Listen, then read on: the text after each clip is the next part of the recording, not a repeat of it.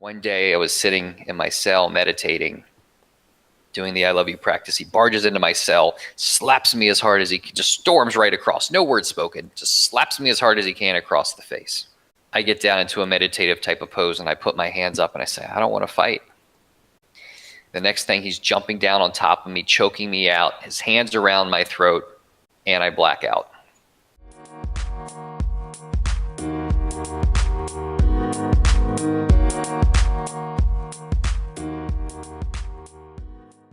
This is Sean Ireton with the Nuinspiration Extraordinary Gentleman podcast. I'm super excited to have my good friend here, Chris Wise. And I actually met you, Chris, a while ago at a networking event for a mutual friend of ours. It was actually a breakfast meeting, and I started a conversation with you about your style. I remember this very vividly. I think you were wearing a white dress shirt, a couple buttons taken down. You were wearing a pair of jeans and maybe a pair of sneakers. And we got to talking about your stylist and how she helped you out. And I know I gave you a couple of tips here and there, but really, really cool first conversation with you. And I really enjoyed it. We stayed in touch ever since. Ran into each other with a couple of other networking events from the same mutual friend. But what I want to get into right now is your origin story. So I'm going to briefly go over that with you. And then you can jump into it and explain a little bit further. So Chris, you worked on a business deal and loan a few years back. Some things kind of went wrong there, and some things kind of went downhill, took a wrong turn, and landed you in federal prison. Which I'm sure was not fun. And then you ran into some pretty tough guys. Things were pretty rough for you. I think you went through some very, very difficult stuff. Like a white supremacist and all this kind of stuff. Really, really crazy story, actually, everybody. And he'll get into it in a minute. But after prison, Chris kind of transitioned out of that, and you actually started getting into business consulting, helping companies scale and grow their businesses and becoming the greatness that they are. And then I wanted to tell everybody that I'm actually a member of Chris's group called the Evolved Alpha Male. And this is something that's super, super exciting. And I'll actually let Chris take the floor from here. So Chris, go ahead and kind of expand on your origin story a little bit, and then talk about EAM. I've got some follow-up questions for you. So we'll start there. Cool. Yeah, sounds good. Yeah, so prior to all this happening, I didn't know, when prison happened, when all this arrest happened, I didn't know. It was kind of just, at the time I was living in Puerto Vallarta, Mexico. I had built, I was running 3 great companies, 2 consulting firms, and one company where you're helping businesses get funding. And I had just created an amazing life. My whole life, I had just been, action taker, driven, successful, and had built a massive life of freedom. And so traveling the world, beautiful Colombian girlfriend, life down to 2 suitcases. So I didn't have a freedom from stuff, and location independent, and really just having, the life of my dreams. And so we were flying in from Puerto Vallarta, Mexico into Los Angeles. And as the plane's landing and taxiing on the tarmac, all of a sudden, over the loudspeaker, I hear the plane comes to a stop, and I hear, "Hold on, everybody, customs needs to come on board." And I'm on my phone typing, "So excited to be back in the United States. Can't wait to go to the Melting Pot tonight. It's my favorite restaurant." Yeah. And I look up, and this big black guy goes, "Christopher Wise?" And I'm like, "Yeah." He goes, "You're under arrest." And so he stands me up, handcuffs me, and walks me off the plane. And I'm just like, what is going on? Everybody's looking at me like I'm a terrorist. And I'm in my mind, I'm like, why am I being arrested? Why is this happening?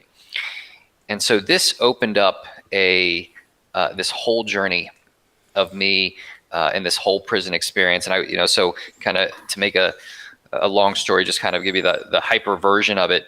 I wasn't able to get bail. So I found out I was being charged with conspiracy for bank fraud because I had hired this company a few years before to help me get a loan. And as I was going through the loan process, I learned that they were doing some shady things. And I continued on with them helping me get the loan, and that's where I was at fault. And so I didn't have the money to, I wasn't able to get bail.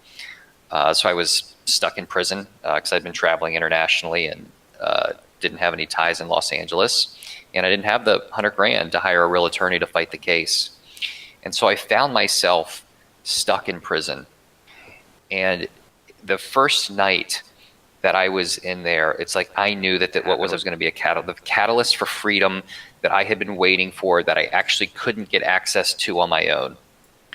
Because my whole life has been about freedom. How can I have freedom in every area of my life?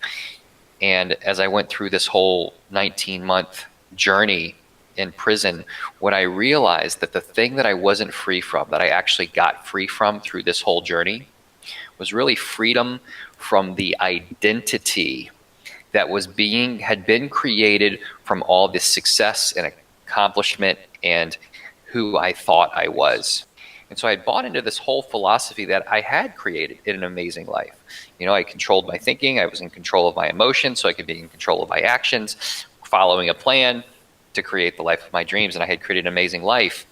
But within that, the other area that I wasn't free in is I wasn't fully free to feel. Whenever I had a negative emotion, I would either escape because I didn't feel safe enough to feel it, or I would avoid it, or I would state change into a powerful state so I could stay in a positive, so I could continue to take powerful action. And so in this 19-month journey that I had in prison, the opportunity for me was free from all of the distractions of life, free from all of the things that I thought that gave me meaning and value and that distracted me from the work that I needed to do internally. And I had this uninterrupted period where I spent 2 to 4 hours a day meditating and doing this I love you practice. Yeah. And through that journey and feeling through a lifetime of sadness, unfelt sadness, feeling through a lifetime of unfelt anger and upset and frustration and boredom and loneliness. Because in the past, when I had those feelings, like I said, I would state change, or I'd be like, if I was thinking negative thoughts, I'd be like, no, let me think positive thoughts. And this whole internal prison of control that I had created for myself around this way of being came crumbling down. And one of the most powerful spaces that opened up out of this was a space where whatever I'm thinking is perfectly okay. Yeah. Whatever I'm feeling is perfectly okay. Right. And that began the end of judgment. That began the process where judgment just no longer comes up for me, or very infrequently now. But getting to a space where I ended the judgment against myself, and my thoughts and my emotions opened up this whole new world where judgment came to an end. And that was just one of the many incredible realizations that came through this 19 months. That's crazy. So what with the being in prison, tell me a little bit about the run-in with the white supremacist, like your interactions. Obviously, this is, like I said, this is not fun. This is something that was very terrifying for you. But I'm very curious, kind of what that experience was like with dealing with these prisoners. Yeah, well, so to set the stage for this, prison is a hyper-masculine environment, and the threat of violence is always present. I mean, you look at somebody wrong, you sit in the wrong place. It's just crazy the types of things that people will fight about. And prison's also a place where you don't talk things through first. It's like you fight, and then maybe you'll talk about it. Right. And so, and it also in prison, it's not okay to be vulnerable. It's not okay to show emotion because vulnerability is equated with weakness. And if you're viewed as weak, then you can be taken advantage of. Right. And so I didn't, to me, none of this made sense because the way I saw it is I'm a human being, you're a human being, we're both going through a difficult time. So I'm going to treat you with kindness and respect. And I had like 6 months left in my sentence, and this white supremacist came onto our floor. And he had been in prison for 12 years, 6'2", 250 pound, all tatted up, part of the Aryan Brotherhood, just like a really mean motherfucker. Right. But Well, also, let's put this into context though. How how big are you, Chris? Like how tall are you? How much do you weigh compared to this guy? yeah, so I'm 5'8", and at the time I was about 160 pounds. Yeah, so that shit was just nuts for you. So Yeah, I'm sure that yeah, was like crazy looking up to this guy and feeling like all he could do is sit on you and then you die. Like that's yeah, crazy. yeah. So, and this guy hated me. Yeah. His name was Doc, and he hated me because I was nice and kind to the other races. And he also hated me because I wouldn't buy into his bullshit. Right. I wouldn't buy into his rhetoric like all the other whites did. Hmm. And he couldn't influence me. He couldn't control me, like, because he was all about control. Like, we might get into talking about the old masculine paradigm and the new masculine paradigm, and he was the epitome of the old masculine paradigm, Yeah. and needing to control everything. And control because, if you're in control, then you can feel safe. Needing to feel safe because there's all these unsafe feelings that are coming up, so you use control because of how unsafe you actually feel. Right.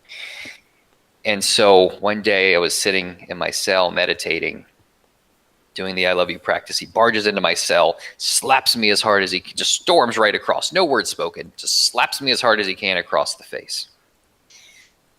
And I get down into a meditative type of pose, and I put my hands up and I say, I don't want to fight. Now, I need to also set the stage here is that I've had a lot of Krav Maga and Yeah. Taekwondo experience. Like, I know how Right. to fight. I Yeah. know how to defend myself. And I had made the decision when I first got into prison not to respond to violence with violence. And that decision wasn't made from a place of weakness. It was actually made from a place of internal strength. Right. And so I put my hands up and I say, I don't want to fight. And he goes, get up. And I say, no. The next thing, he's jumping down on top of me, choking me out, his hands around my throat, and I black out. And the next thing I know, I'm coming to, and I see him over top of me, coming back down, getting ready to punch me, trying to punch me. But I know how to defend myself, so I put up my guard, and he can't get through my guard. So he backs away out of frustration. Now, this whole time, as soon as he had come in, I was already doing the I love you practice to myself. So this whole time, to my own inner self, my own inner child, I'm saying the words, I love you. I love you. I love you. Silently to myself, I love you. I am loving myself through this fucking scary and violent experience. And finally, as he's backing away out of frustration for not being able to hit me anymore, my intuition says, say it loud enough and say it so that he can hear you. Say it. So I say to him, I love you. And he gets so angry. He picks up this little pastry treat that was on my bed and throws it at me. And he goes, this isn't any fucking Buddhist meditation retreat. Wow. And I look him in the eyes and I say, it is for me. And this was my defining moment in prison. It was scary. My life, I thought my life was being threatened. And yet I responded to violence with love. Yeah. Wow. That's insane to me. Like, Yeah, I can't even put myself in those shoes. Like it's nuts to me to think about that, and it's completely different from what you'd see on like TV or movies or things like that. It's just crazy to think about that you can just kind of diffuse a situation like that with such like positive feelings and emotions. Like you just thinking to yourself like, well, I love myself, I love you, and then this guy just gets completely diffused. I mean, he threw a pastry at you, but I mean, I mean, thank God it was just a pastry, right? I mean, he could have hit you with something else. Like, I mean, he could have, done more damage with his fists, but he threw a pastry at you and said it's not a Buddhist retreat, and that's like after the other physical stuff, that was like the worst it got. And then did he kind of just leave you alone after that? Were there any other altercations with that guy? Well, so after that, then we actually ended up starting to talk. I mean, he was so angry, so yelling. He's like, "You can't be going around talking to the other races, doing the things, blah, blah, blah." And my response was, I don't want to be a part of a group that treats its members this way. Yeah. And he just went on yelling. He was very, very frustrated. And I just sat there calmly. Or I might have been standing, I don't remember. I was just there calmly and just, why would I want to, like, he was trying to beat me into submission. And my response was, why would I want to actually be a part of a group that treats its members this way? And it Yeah. just, and so, after that, I ended up getting kicked out of the whites. And so I was basically independent, which brought up a Yeah. whole new world of challenges and being Right. that. But after this, he avoided me. Hmm. He we never talk, really after that. Um, but yeah, it was a for me. And looking back, and as I've come more clear in what the old masculine paradigm is about and what the new masculine paradigm is about, to me, this was my crucifixion. Hmm. This was me um, dying. This was the death of the old masculine paradigm and being rebirthed and reborn into the new masculine paradigm. How do you feel like this prison experience has helped you in your business now? Like, what's the kind of mental shift for you since prison that has maybe helped you or created new challenges in your profession now? Yeah, I'd say there's really two. So the challenge, the challenge was, or the thing has been one of the things to overcome was, having a break of 2 years and then being in a place of rebuilding. I'm still in this process of rebuilding, and so I would say that amount of time away was probably, from a business perspective, the biggest challenge I'm still rebuilding from. The gift in all of that is that it was a consciousness pressure cooker. I Yeah. mean, within 19 months accelerated my consciousness what could have been lifetimes for some people, that I had in a very hyper focused period of time. And some of the biggest things that came from that, specifically in relationship to business, was prior to this, and this is part of the old masculine paradigm, I was so hard on myself. I felt so driven and I felt controlled by my drive. And it was like this thing that just kept propelling me forward. And on some hand, it was great because I was just like, oh, all right, they got this in drive. But on another perspective, it was controlling me. And because I felt controlled, I felt the only way, like the only thing I saw was just to be hard on myself. And I wasn't measuring up to how far what I thought I needed to do or what I needed to accomplish or what I should be doing. Like, I was hard on myself. And so one of the greatest gifts was in this depth of surrender. This because I surrendered so deeply, just let go, let it go, and all these things and part of that surrender and what enabled me to surrender was loving myself, loving my Yeah. inner self, my inner child so deeply that this. So now, and so when I made this commitment that the way that I'm coming back into business, the way that I rebuild business, and also is from a place of my most important thing. My number one priority is being kind and loving towards myself. Mm-hmm. And that's probably been the biggest and most amazing shift. And it just feels absolutely incredible living life from this place of being kind and loving towards myself, and still putting in and doing all the business stuff and taking action and being powerful and purpose and mission and drive and all of those things.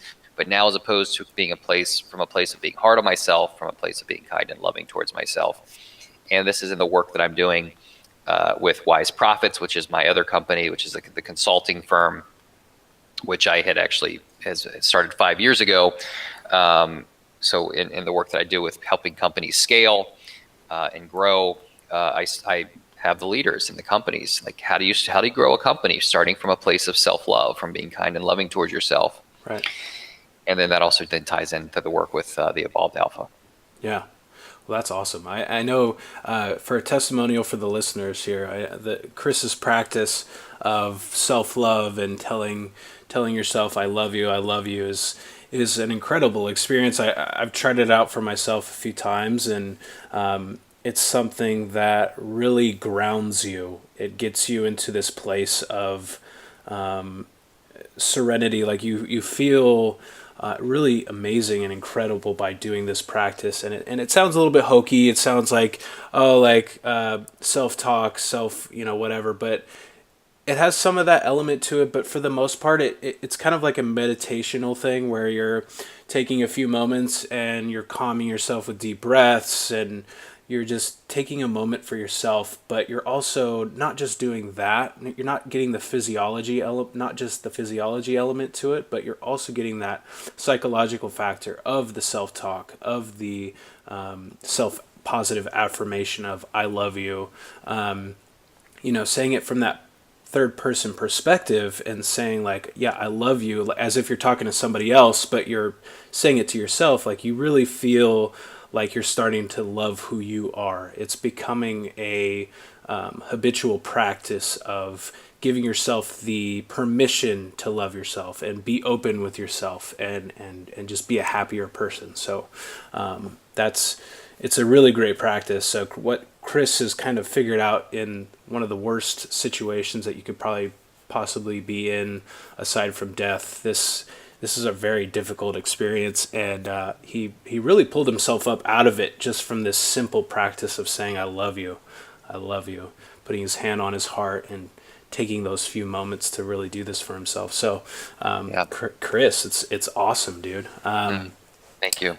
Chris, you have a few tips for some of those listeners who want to try this practice? Yeah, for sure. And so first off, just to kind of remove any other hokiness that might be around it, is it hokey or is it weird to tell somebody else, I love you? Right. The people, your friends, family, lover, saying that, that's not, it's pretty common. But see, we're not taught to love ourselves. We're not taught in our society really how to love ourselves.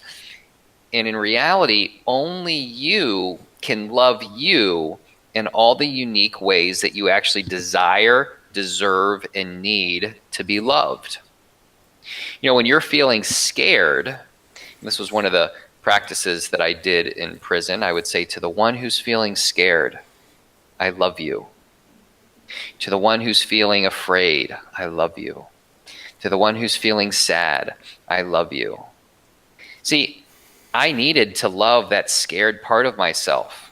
Yeah. And in the past, and what everybody else did in prison was put up walls of toughness and pretend like they weren't afraid or stuff it down. Right. And so that those feelings don't leave your body. They're there. They're stuck. Yeah. And so in order to get that energy moving, to get it flowing, this I love you practice enables you to feel safe in your body so that you can feel the emotions that are there to be felt, because whatever you're feeling is healing. Yeah. And so as I felt through all of those emotions, it was the I love you practice that opened all of that up. Mm-hmm.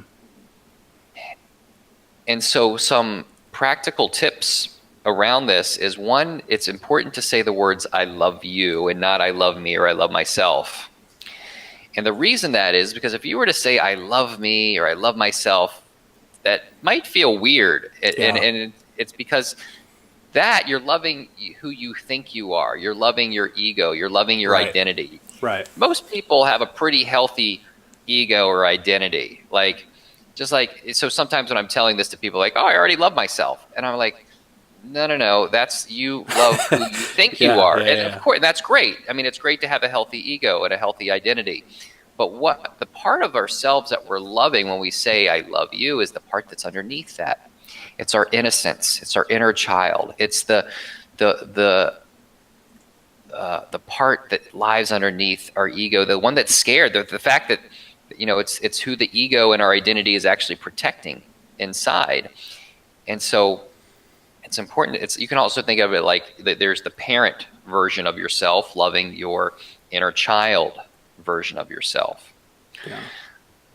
Or if you wanted to take a little spiritual, you could say, you can imagine that you are a divine master, or that your higher self loving your inner self. Mm-hmm. And so that's why you say the words, I love you, and not I love me. Right. And so I would say this is a practice that you can do anywhere, anytime. You can say the words silently or out loud. You can do it while you're driving. You could do it while you could do it while you're talking with somebody, or you could do it while you're on the toilet. Like, you can do it wherever Yeah. you want. And I think it's great to do it when you're feeling amazing. Maybe part of your meditation practice. And it's also very helpful when you're going through a difficult time and you just need to love you. Yeah, that's great. I appreciate you giving that to them. And I think with this one quick little thing that I have, we'll be able to segue into the whole EAM concept. But it's actually very recently, the last day or two, a friend of mine who follows my stuff on Facebook, all my fashion stuff, he commented and tagged me on a photo where it was like a side-by-side. You had, I think it was like Cary Grant or something like that. It was like really old school actor wearing something like really dapper or whatever. And then on the right side of it was this really jarring image of a man on the runway of like, it's like some 2017 fashion show. And he's got like he's got like this crazy big tweed blazer where the shoulder padding is super wide, and he's got this weird like red lace like over top underwear coming up over his legs, and then on top of the blazer holding the sides of the blazer in at the waist, and then he's got like no pants on, just that like underwear thing or whatever, really high socks, like knee high socks, and some like really chunky shoes. And then to top it all off, like he's wearing some weird sunglasses that are like, they're like Oakley's but slimmer profile. And it's the most hideous look I've ever seen. But the reason why I bring this up, not only to give some fashion context to this conversation, but also because there was a gentleman, I read his comment, and this is an example of the old masculine versus the new masculine paradigm shift, where this guy said, he's like, it's crazy. The world is coming to an end. Men are starting to act like women, and women are starting to act like men. This is unbelievable, and this shouldn't be happening. And it's just so interesting to see how people are responding to these things in life, and how some of these people are super old school, and how they're thinking just on a surface level comment. I'm sure there's probably other reasons to why he said that, but with the rise of social media and the internet and people saying whatever they want to say without a filter, starts to create very strange dynamics that are interesting to observe. And so with that little quick story, I kind of want to see you jump in and talk about the old versus new paradigm shifts in masculinity, and talk a little bit about the evolved alpha male, because that's the reason why you're here on the podcast, is to talk about EAM. Yeah. So Chris, go ahead and jump in and start talking about those paradigm shifts and the evolved alpha male. Yeah, absolutely. The program, it really arose from this journey that I went through in my prison experience, and having been really just rooted in the old masculine paradigm, and then not knowing really what I was going through, but just following my heart, doing this I love you practice, and what it opened up for me, and just this now clear distinction that I can see between what I'm calling the old masculine paradigm and the new masculine paradigm, or the evolved masculine paradigm. And I would say the biggest distinction between the two is it's about control. And the old masculine paradigm really being rooted in control. And so with the need to feel like you have to control outcomes and circumstances and how things are playing out, and controlling people and relationships, all so that you can get your way, also that you can get things to be the way that you want. And I'm not saying that that's wrong, but so that you can get the results that you want, so that you can feel the way that you want to feel. See, this rooting of control is necessary because, like, control is viewed that it's necessary is because the old masculine paradigm, the man's happiness, love, validation, self-worth is rooted externally. And so it would make sense that if you're, and this is what society has taught us, that the way that you get loved and the way that you get validated and happy, it's all external of yourself, right? Like, you want to have that, close that big business deal. You want to make X amount of revenue. You want to have this successful relationship. You want to get the service that you want at a restaurant. Like, there's all these things that how you feel is rooted in things that are really ultimately not actually in your control, but the masculine strives so hard to try to control things, to get things to play out the way that he wants, so that he can really feel the way that he wants to feel.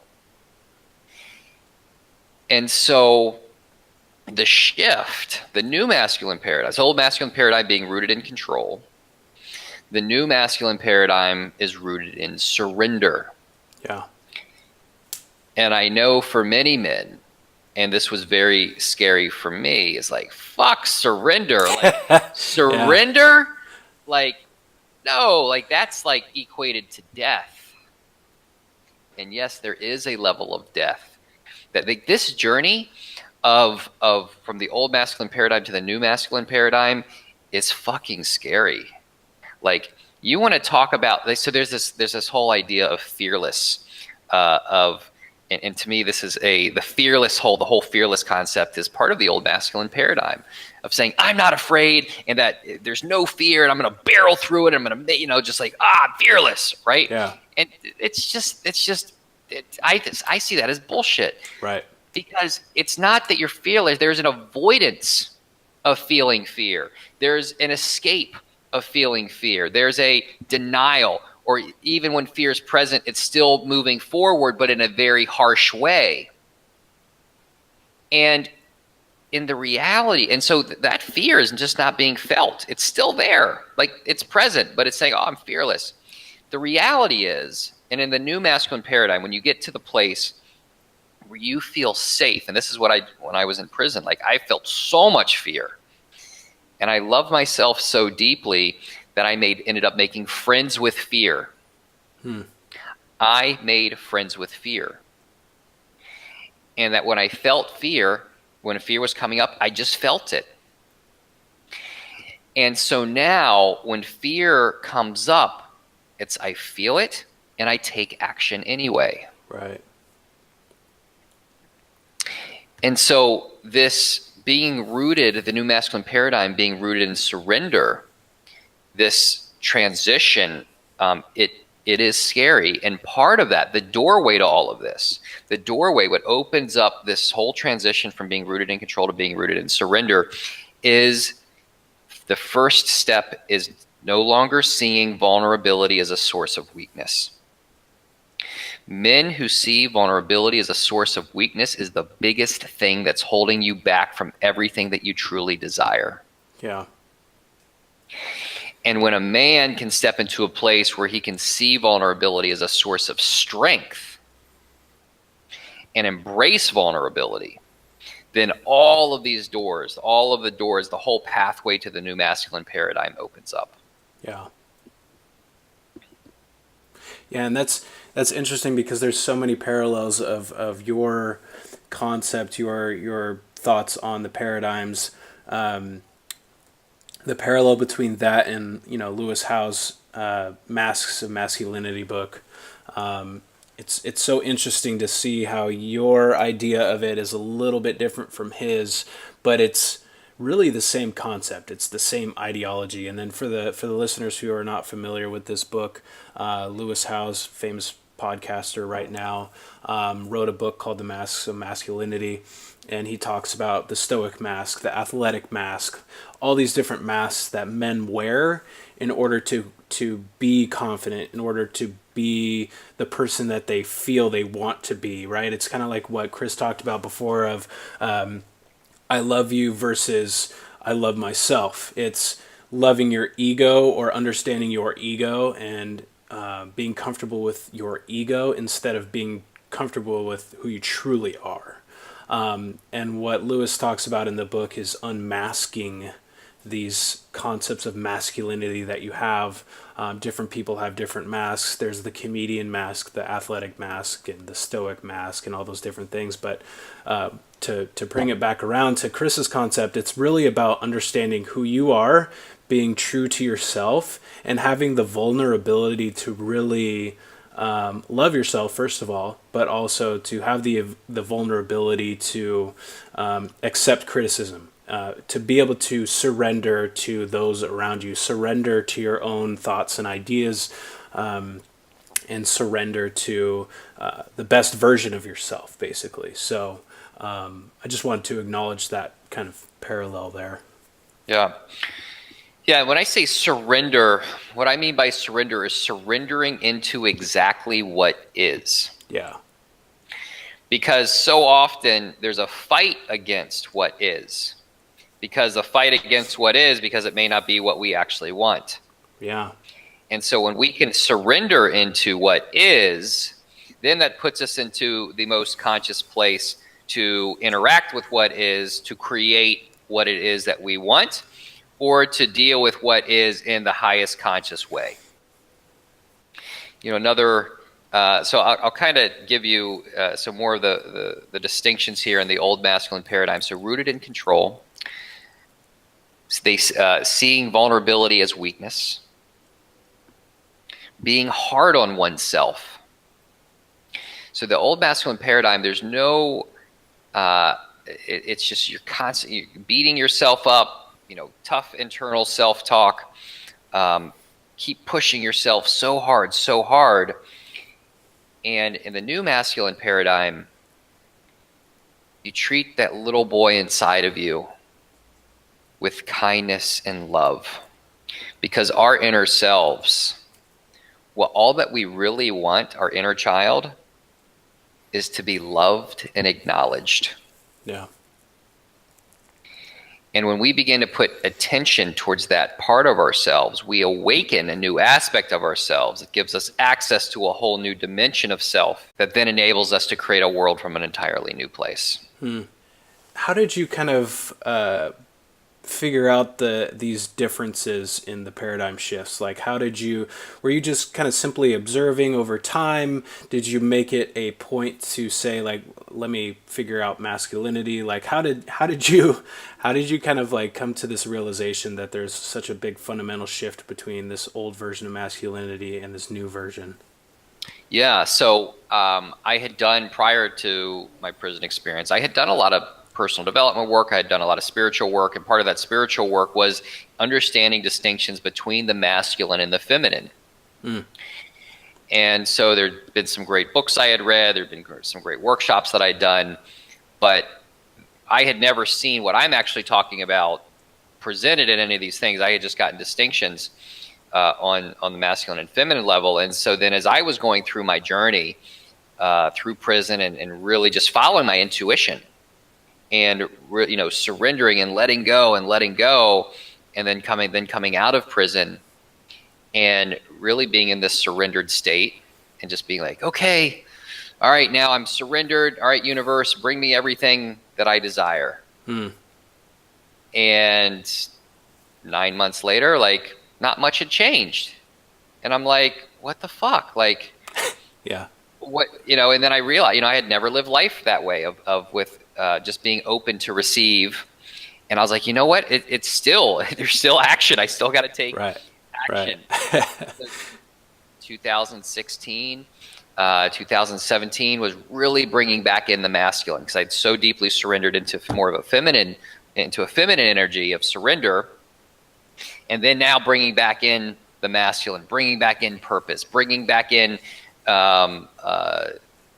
taking action and bringing forward that into life. And so now the way that I experience it, and really what I see is the part of the new masculine paradigm is where one has fully integrated all aspects of the masculine and all aspects of the feminine energies. We're talking about energies here. Yeah. And then one gets to show up and gets to choose then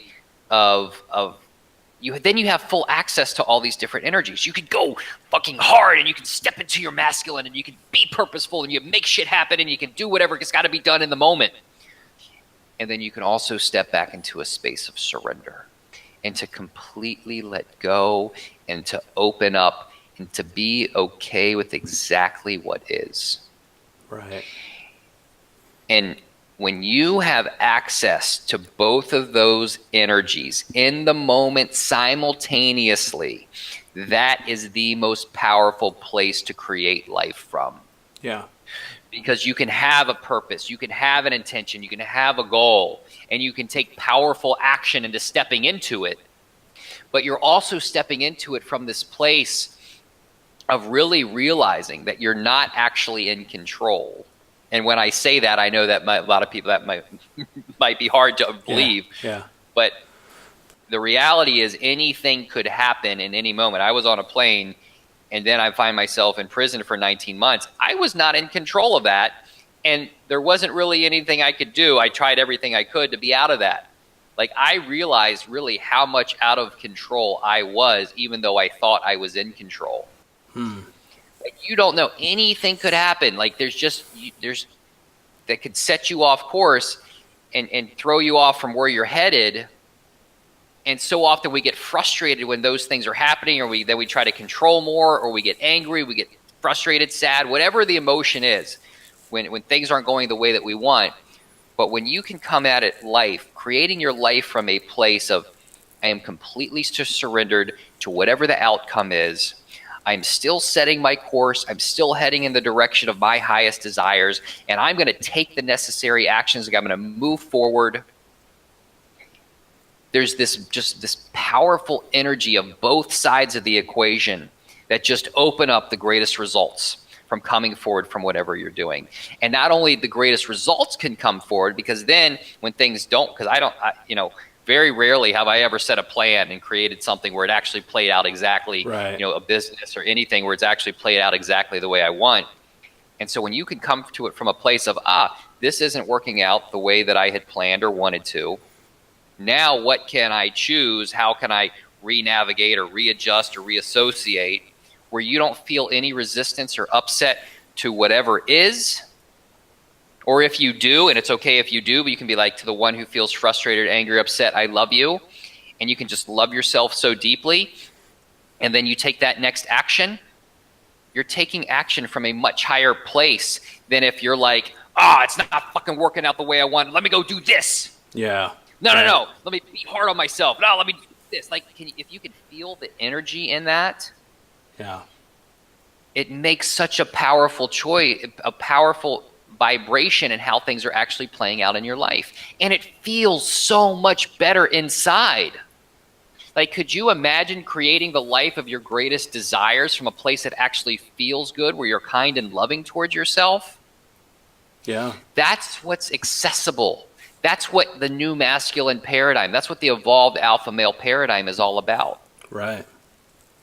So for those of you that are tired, that are worn out, that are tired of being hard on yourself. You're burnt out. You're constantly striving. And you know what? Most of the evolved alpha has men that have created amazing things in their lives. It's not that you won't create amazing or have not created amazing things, but you've done it from this hard place, being hard on yourself, striving. And there's a different place. There's a different place to create life from. And that's from the heart. It's from fully integrating the masculine and feminine energies. It's from being able to completely surrender into life, and out of that depth of surrender arises your masculine purpose. And so if you're interested, if somebody, as you're listening to this, if you're interested in making that transition in the journey, and I will tell you, it is not easy. Like, I know very few men who have fully made that transition because it's scary. It's not easy. There's not a lot of guides. And that's what the Evolved Alpha Male is all about. That's the book that's coming out, The Evolution of the Alpha Male, which is coming out this year. My book, that's what that's going to be all about, is this journey, this roadmap. And so as you've been hearing me talk and speak about this, if you're a man and you've created great success, but you're tired of doing it from this place of being hard on yourself, or you're like, there's another way to do it. You want more access to your heart. You want to step in. You don't want to avoid feeling your emotions anymore. You want full access to how you feel. Man, that's what we're all about. And I'd love to have you be a part of this journey of the Evolved Alpha Male, because we are changing the world through being the change that we wish to see.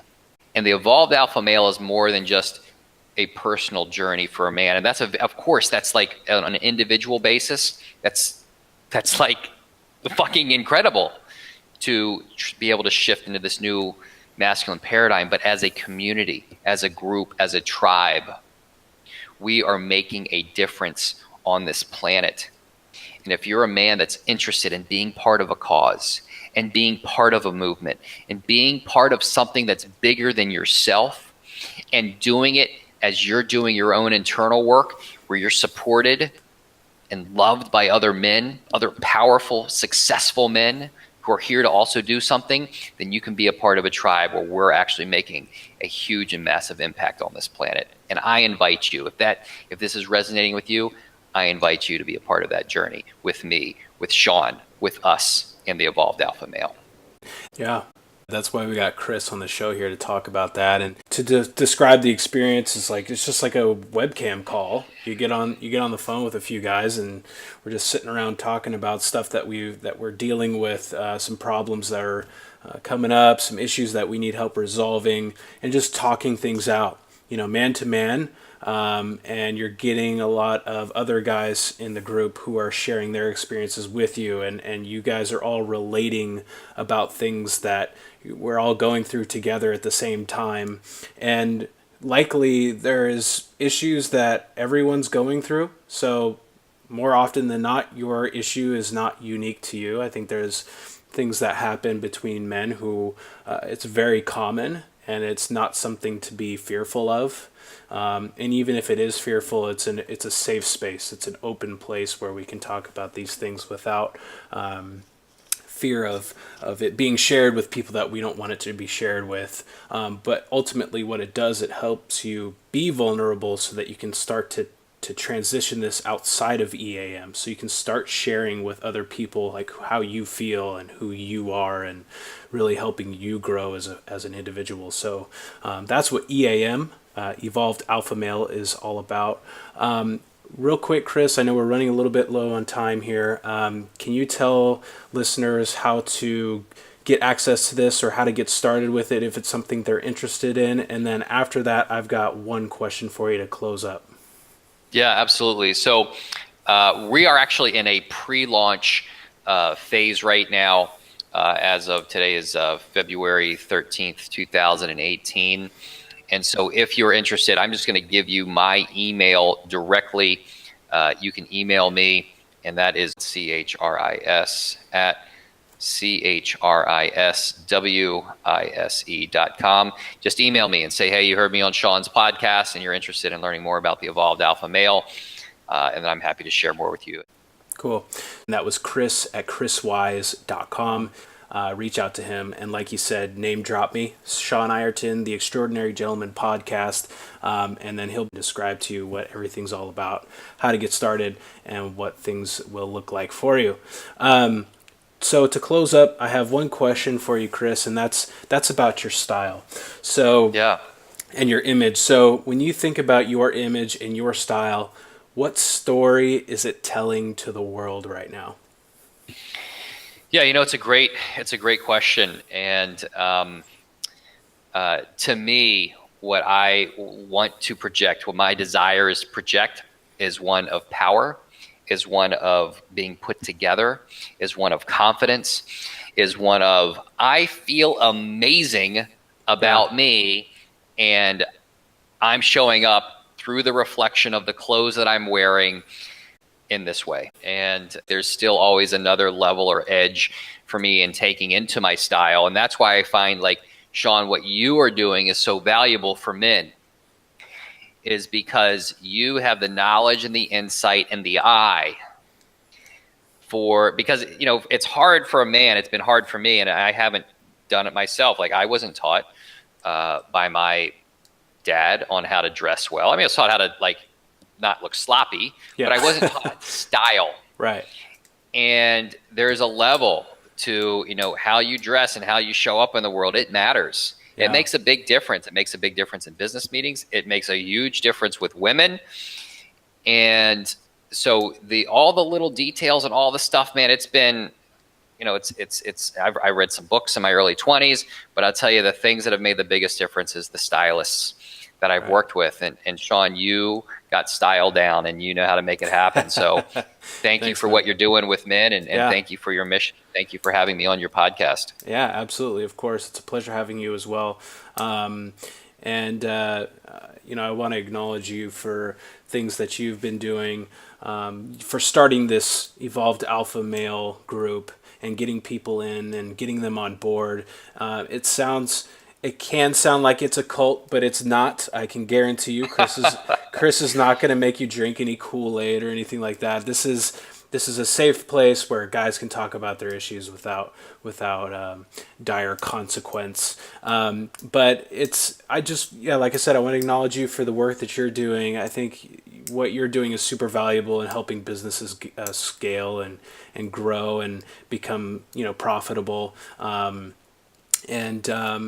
Just for being a great friend. I know you're a great guy that I can bounce ideas off of. You're always there. You're always available to do something like this, the podcast, and, giving me your time and doing all that kind of stuff. So I want to acknowledge you for your, and express my gratitude for your generosity of your time and all your insights and things like that. So thank you. I appreciate that.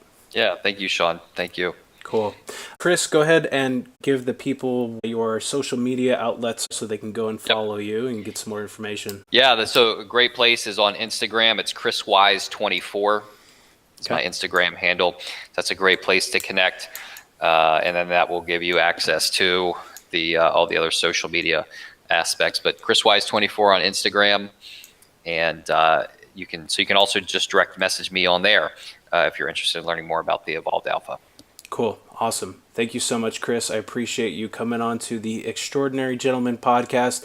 Guys, this is Sean Ireton, and I appreciate you guys listening in on Chris. This is my first guest on the show, so I want to acknowledge him for that as well. But thank you for listening, and Chris has got some great information for you. So I hopefully you take this info, put it into some action for yourself, and then look into the EAM. So again, take care, everybody, and make the rest of today extraordinary.